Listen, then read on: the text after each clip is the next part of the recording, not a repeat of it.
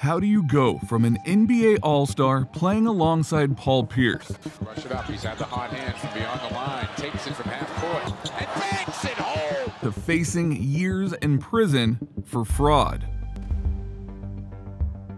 This is the story of Antoine Walker. For athletes, Walker lost his millions, and he joins us now to share his. You see, it all started with Antoine growing up in poverty in one of the most dangerous neighborhoods in Chicago, where Antoine was faced with only two options: make the NBA or work a normal job. So Antoine decided to bet on himself, quickly figuring out that he had the height and talent to make it out of the hood and into the NBA, with his sole focus now dedicated exclusively to basketball. Antoine would be the last dude you'd expect to get in trouble with law enforcement. Because growing up, Antoine would befriend none other than NFL All-Star Donovan McNabb.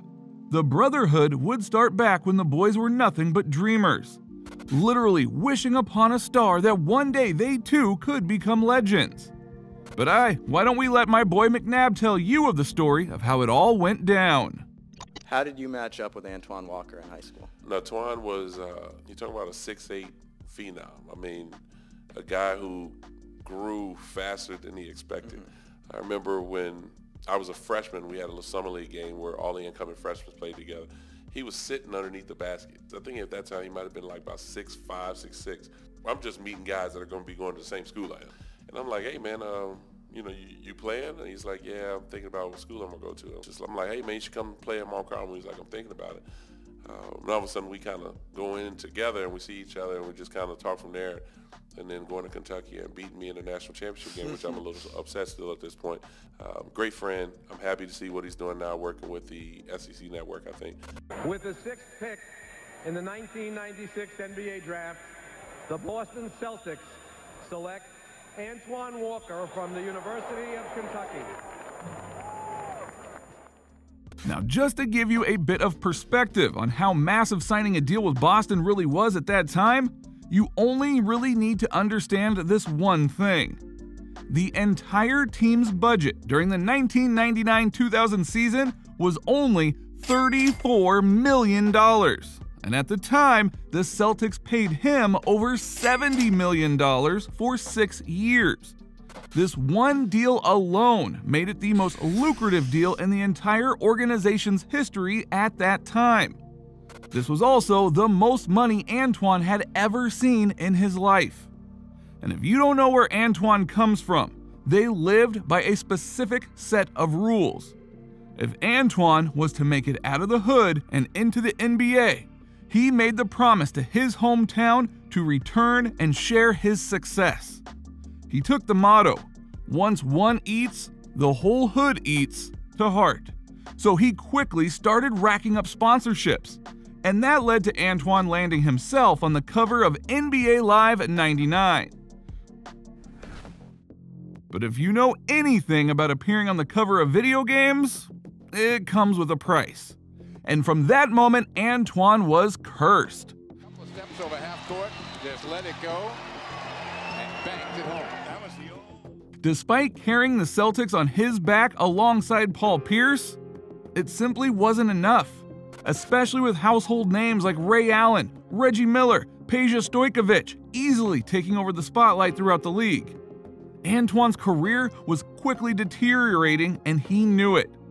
I'm talking being traded to multiple teams throughout the years, being benched and even being completely inactive. And just a little reminder, we're literally talking about a player who was picked before Kobe Bryant, before Steve Nash, and even before Peja Stojkovic. How could this happen? Well, it was the curse slowly lingering in the shadows. And with that said, things only got crazier from there. Because behind the scenes, he had an addiction to gambling. Now, around the league, it became somewhat of an open secret that Antoine was a notorious gambler. So what better way than to link up with none other than the GOAT himself, Michael Jordan.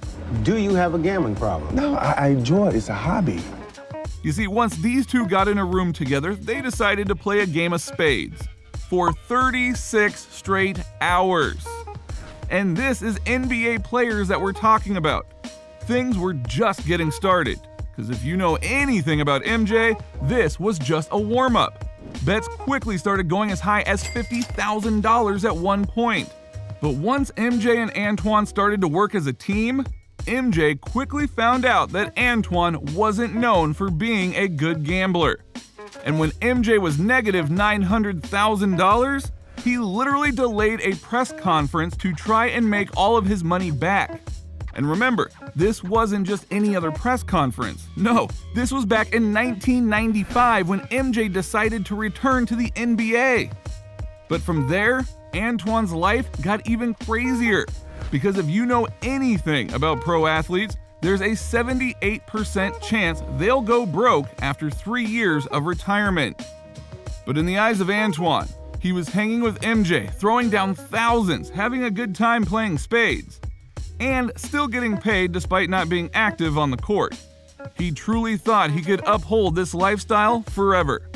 But once he started to get a little too comfortable, that's when Antoine nearly lost his life.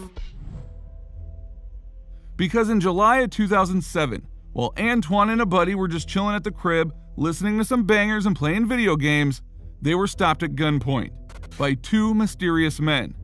Antoine thought this was it, but lucky for him, they didn't want him dead. They just wanted whatever they could find that was valuable. Now the perpetrators ended up pocketing over $200,000 in merchandise, and not to mention Antoine's Mercedes, stripping the car entirely of its wheels and stereo system within the car. And from there, that's where things got even more complicated. In January of 2009, Antoine was caught red-handed by Miami PD for driving under the influence. Now at the time, this would only be one of many offenses to hit headlines. Only the next time, it would be something for much worse. Writing bad checks to the casinos. This was a big mistake, because 3 different casinos went after him simultaneously. And just when Antoine was set to compete in the American Century Celebrity Golf Classic, the police quickly intervened, instantly putting the game on pause. And Antoine was arrested on the spot. But being cuffed was the least of his worries, because he was instantly slapped with over $800,000 in gambling debts he hasn't paid off yet. And nearly a year later, Antoine pleaded guilty on 3 felony counts for passing bad checks. And under the plea agreement, the judge decided to cut him some slack, dodging any time in the penitentiary. But the judge didn't just let him off with just a warning. He was still put on probation and required to pay the money back to the casinos. And just when you thought things couldn't get any worse, he was still struggling to pay off his gambling debts, losing possessions of all 3 of his properties in Miami, including 3 properties in Chicago. So once he pulled out his bank statements and saw how bad it really was, he knew he had to do something no athlete wants to do. And that is selling your championship ring. This would be the final nail in the coffin, forcing Antoine to file for Chapter 7 bankruptcy. And from there, this would be his rock bottom. But fast forward to present day, and Antoine has changed his ways by being more frugal and wise about his spending habits. Jay-Z, Puffy, all the rappers, what they did is what I want to do. When you see them with the big jewelry, the chains, and I'm looking at all this stuff, that's like, man, when I get it, I'm doing that. Being able to pay off his debts was now his mission in life. He even went on to write a book urging all NBA players to not make the same mistakes that he did, while also having a career as a commentator for ESPN.